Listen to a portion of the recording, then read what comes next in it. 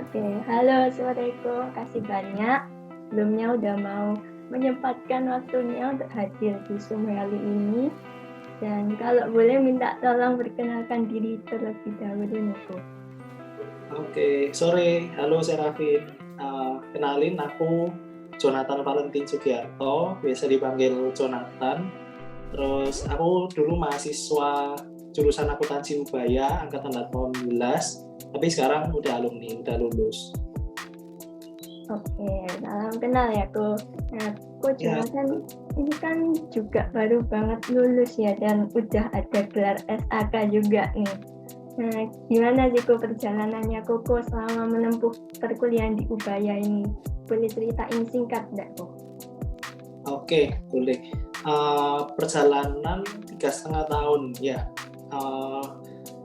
Diawali dulu ya semester 1, 2, 3 itu offline. Terus 4 itu semester 4 separuh offline, separuh online, terus sampai lulus itu online. Nah, terus dulu waktu di semester 2 aku ikut di organisasi KSM Akuntansi jadi staff atau member gitu. Nah, terus di semester 3-4 aku nyoba lagi untuk dalam tanda kutip naik level ke Badan Pengurus Harian BPH KSM Akuntansi. Terus di semester 5 ada ikut juga magangnya KPUS jadi asisten dosen, terus yang semester 6-7 jadi asisten tetap. Nah, terus selama itu juga ada beberapa kegiatan, misalkan ada dulu sempat menjabat jadi ketuanya MOP, terus AIH 19 juga jadi ketua, terus acara-acara lain juga ada. Itu Serafin. Nah, Koko kan juga udah lebih lama ngerasain kuliah offline ya. Apa aja sih Ko tips-tipsnya buat ngadepin ujian offline nanti buat aku angkatan Maharu 2021 ini?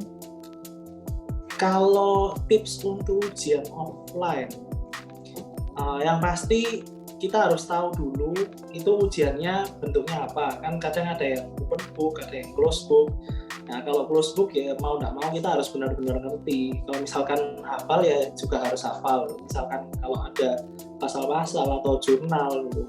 Nah, kalau online kemarin kan yang penting paham. Nah, terus kalau offline lagi itu juga yang paling penting itu kita tahu ruangnya di mana, terus jamnya jam berapa. Terus kalau persiapan sih, menurutku waktu persiapan offline butuh waktu yang lebih panjang daripada waktu online kemarin. Gitu.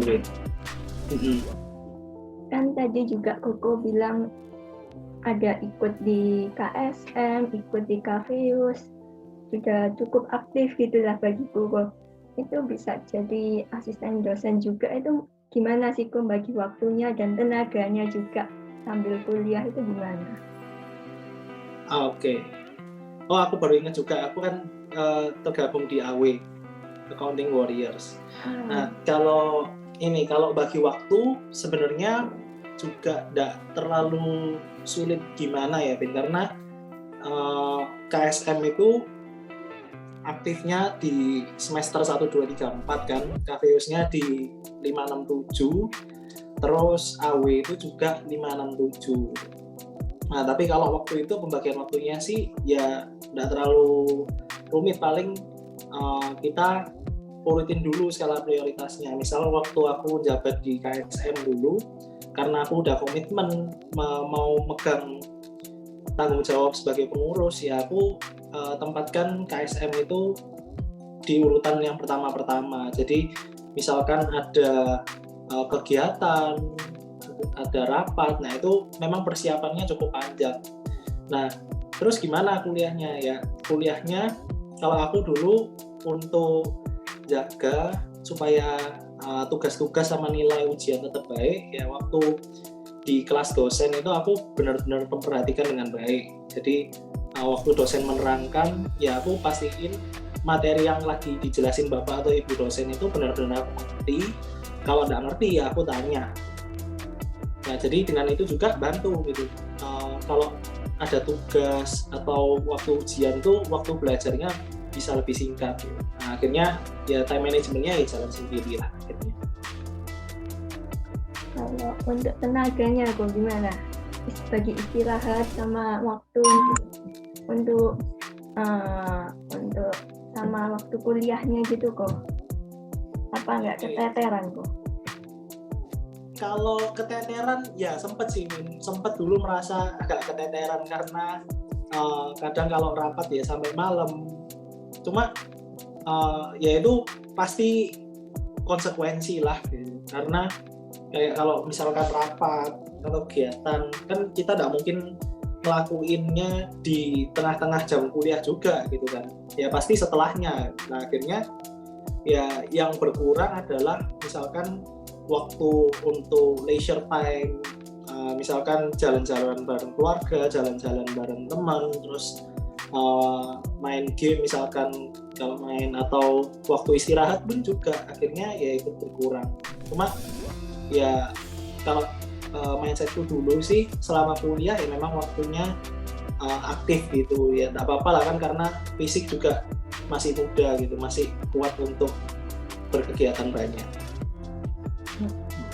Dan kalau dalam hal koneksi nih kok, cara biar bangun relationship yang benar-benar baik sama dosen sama maupun sama teman-teman mahasiswa itu gimana gitu? Oke, kalau aku sih ya sederhana, yang pasti ikut organisasi. Jadi dari organisasi itu kita bisa buka jalan kemana-mana. Misal kalau sesama teman satu angkatan, nah itu ya jelas bisa, misalkan kalau kita jadi member terus kegiatan kan kita ya rapat bareng, terus di waktu kegiatan juga bareng gitu. Itu lebih kerasa lagi sih kalau offline memang. Nah itu kalau sama teman-teman. Terus kalau sama kakak tingkat ya juga bisa kan di organisasi, misal sama pengurusnya atau sama senior-senior lain, atau kalau kita lagi berhubungan sama organisasi lain. Nah terus juga kalau memang kemarin di KSM Akuntansi sama KVUS ya memang kita punya relasi yang cenderung lebih dekat lah, relatif lebih dekat sama dosen. Kalau kayak waktu KVUS kan ngajar, jadi ya berhubungan sama dosen-dosen tertentu lebih banyak. Memang benefitnya terasa di situ sih, relationship-nya jadi makin dekat. Berarti menurut Koko tiap semester itu untuk join Ormawa itu sangat penting ya Ko ya? Penting sih, penting banget Vin. Oh ya ini juga kalau aku sih merasa ya, mungkin kan kalau mahasiswa atau anak-anak yang belum ikut organisasi kan pasti mikir, oh nanti kalau aku ikut organisasi waktuku habis gitu, malah nanti pelajarannya nilainya bisa turun, tugas-tugas tidak nutut untuk dikerjakan. Tapi kalau aku pribadi sih merasa dengan ada organisasi itu justru selain memotivasi juga membantu supaya ya itu tadi tugas-tugas sama kalau ada pelajaran-pelajaran itu jadi lebih lancar lah jalannya. Tugas kan bisa dikerjain bareng, terus misalkan kalau ada yang nggak ngerti bisa tanya, masuk juga di pelajaran. Jadi itu bantu banget sih. Benar-benar. Dan terus kalau menurut pengalamannya Koko nih, kadang atau bahkan sering kan mahasiswa itu ada di fase yang dalam tanda kutip stres gitu ya, belum lagi kalau kondisi di rumah itu juga nggak mendukung gitu. Gimana sih kok biar mahasiswa itu biar nggak gampang stres atau cara menghadapi rasa stres itu? Oke, stres ini stres kenapa, Min? Karena pelajaran berat? Ya, mungkin mayoritas karena pelajarannya mayoritas. Oke. Kalau aku ya, supaya gak stres sih, jangan diambil pikiran terlalu jangan terlalu dipikirin. Misalkan kalau ujian, ya kita waktu persiapan ya belajarlah semaksimal mungkin.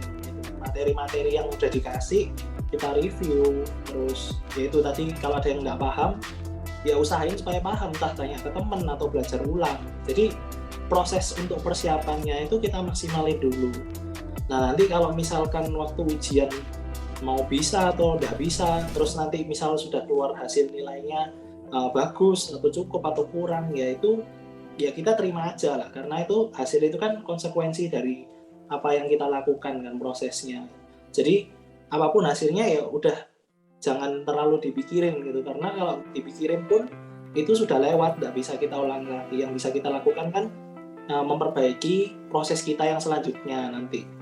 Nah itu ya itu paling penting sih, jangan terlalu dipikirin. Sama ya itu tadi, waktu prosesnya dimaksimalin supaya waktu ujian juga tidak stres. Benar-benar. Jadi lebih fokus ke prosesnya gitu ya Ko ya. Yes, benar. Fokus nilai cuma hasil lah. Kenapa aku? Nilai itu cuma hasil lah, tidak boleh terlalu dipikirin. Fokus sendiri sekarang lagi sibuk ngapain nih setelah lulus? Udah rencana apa ke depan atau gimana? Oke, setelah lulus, aku kan lulus kemarin Januari, udah selesai revisi Januari, terus wisudanya kan baru bulan lalu nih, bulan April. Nah selama Januari sampai April itu ya aku sambil cari-cari pekerjaan gitu, browsing, lamar. Nah akhirnya aku sekarang sih sudah kerja di BCA, posisi Management Development Program. Oh gitu. Nah buat penutup nih aja aku, apa sih tipsnya atau advice buat aku sama teman-teman jurusan akuntansi yang maharu ini selama menghadapi perkuliahan biar bisa sampai di level kayak Ko Jonathan ini? Oke. Kalau buat teman-teman ini mumpung sekarang juga udah offline ya, nah itu manfaatin lah itu semaksimal mungkin. Dulu pun kalau aku seandainya bisa diulang ya aku juga kepingin gitu online bisa berubah jadi offline. Nah karena teman-teman udah offline ya perbanyaklah interaksi sama teman-teman seangkatan, terus nanti kalau ada angkatan baru juga sama kakak tingkat, terus sama dosen gitu. Karena relasi-relasi itu, hubungan itu punya banyak sekali dampak positifnya nanti, tidak tahu sekarang ataupun di semester-semester berikutnya. Mungkin tidak cuma di tugas saja, nanti pun setelah lulus bisa aja kalau kita butuh bantuan dari teman atau kita butuh teman cerita, teman ngumpul bareng. Nah itu ya itu ada. Nah itu ya itu tentang relasi tadi kan. Kalau ngomong sekarang sudah offline juga, terus ya itu tadi banyak-banyaklah ikut kegiatan yang mengembangkan diri. Misal bisa dari organisasi atau dari kegiatan mahasiswa. Kegiatan pun kalau memang memungkinkan untuk ikut yang dari luar fakultas atau luar universitas selama tetap membangun, ya tidak apa-apa, diikuti aja. Jadi selama kuliah ini kalau saranku sih pakailah potensi yang nanti Serafin sama teman-teman punya. Jadi jangan ada sedikit pun waktu yang disia-siakan, karena nanti kalau sudah lulus terus masuk ke dunia kerja, terus melihat kembali kalau kuliahnya dulu entah cuma kupu-kupu atau kurang maksimal, itu pasti ada sedikit banyak rasa penyesalan, kepingin ngulang lagi. Nah mumpung sekarang lagi di semester awal, terus juga sudah offline, punya banyak banget kesempatan, nah itu harus dimaksimalkan gitu. Oke, jadi gunain waktu sama kesempatan ini maksimal mungkin gitu ya Ko.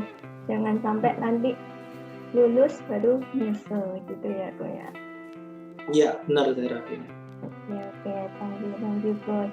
Makasih banyak buat waktunya Ko Jonathan. Ini bakal jadi hal penting buat aku sama teman-teman akuntansi nanti.